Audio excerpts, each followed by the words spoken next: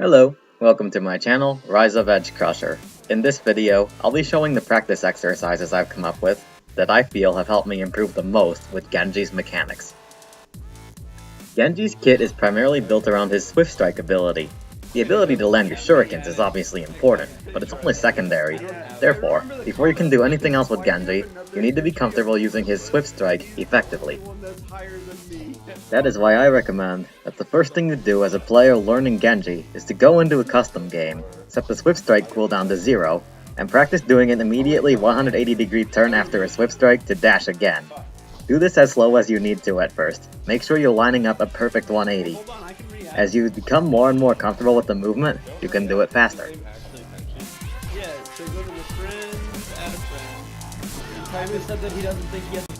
Once you have the timing and the motion down, the next step will be to practice chaining Swift Strike reset kills on the training bots.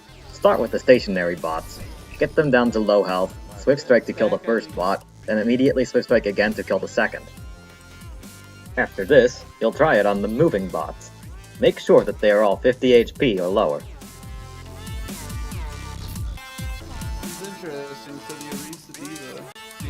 Then go for a quadruple kill with the dash reset. For the next practice exercise, you'll need to set up a custom game. It can take place on any hybrid map. Move yourself to the attacking team, and add 6 Lucio bots to the defending team. Set Genji's Swift Strike cooldown to 0. For the Lucio bots, turn off their primary fire, set their damage done to 10%, and increase their healing received to 200%. Then you will try to kill the Lucio bots by dashing through them rapidly. This exercise trains you to keep track of a target's position in your mind, and improves the reaction time involved in turning to them and swift striking. It will also help you learn to better keep track of a single target when the enemy team is crowded together.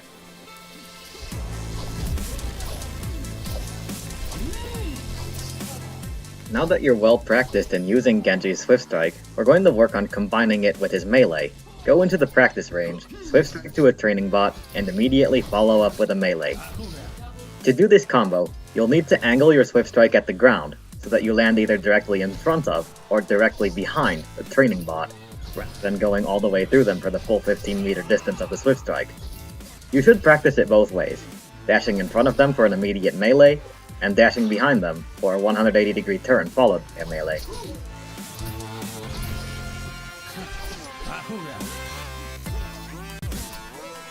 The next Genji mechanic to practice is the right-click animation cancel. You'll right-click, or alternate fire, followed by an immediate Swift Strike. If you do it correctly, the damage of the shurikens and the damage of the Swift Strike will arrive to the target at the same time, and at least the middle shuriken will always hit the target, assuming that the Swift Strike does.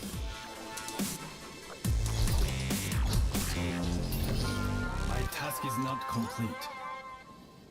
The final step is to put all 3 movements together. Right-click into Swift Strike, followed by an immediate melee. The target should be low enough that they can then be finished off by a second right-click. Now, we're going to talk about how to help you better land your primary fire shurikens. As Genji, you'll need to be doing a lot of evading, wall climbing, dodging, and many Genji players find it difficult to aim while also utilizing Genji's movement. To improve with this, we're going to go into the back of the practice range, climb on both the tall and the short structures, and toss shurikens at the moving bots while we are in midair. Move your crosshair to the bot during the half a second when you're in that staple position, where you have ended your wall climb but haven't started to fall down. Then track the bot with your crosshair as you fall. Remember, Genji releases the 3 shurikens in a burst of his primary fire consecutively, so it's necessary to track during the firing animation.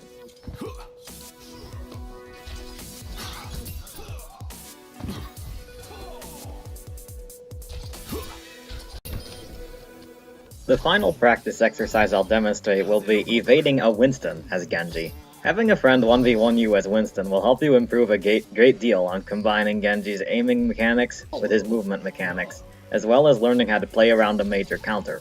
The same principles that apply here will also apply to Moira, Mei, Symmetra, and other characters that give Genji a rough time.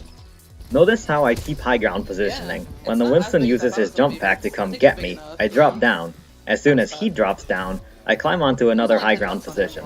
I save my Swift Strike only for when he's in midair, to avoid taking the damage from when he lands, Winston's jump is on a 6-second cooldown, while Swift Strike is on an 8-second cooldown, so I have to be very careful of when I use it. However, I can wall climb.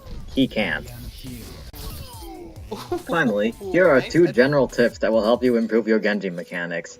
If you're having difficulty predicting a target's movement, give your mouse a wiggle as you toss your primary fire shurikens. Since the shurikens fire consecutively, this motion will create a slight spread between them, and if your opponent strafes away from your crosshair, they'll still walk into the left or right shuriken. At mid-range, you can land 2 shurikens with the right click by placing your crosshair over the red line which marks the edge of your enemy's hitbox, rather than centering it over their character model. Notice how I do twice as much damage to the left training bot, with my crosshair aligned with the edge of his hitbox, than the right training bot. That concludes the Genji Mechanics Practice Guide. I hope you find it helpful. Please feel free to leave your thoughts and feedbacks in the comments below. Thanks for watching, and good luck with all your Overwatch conquests.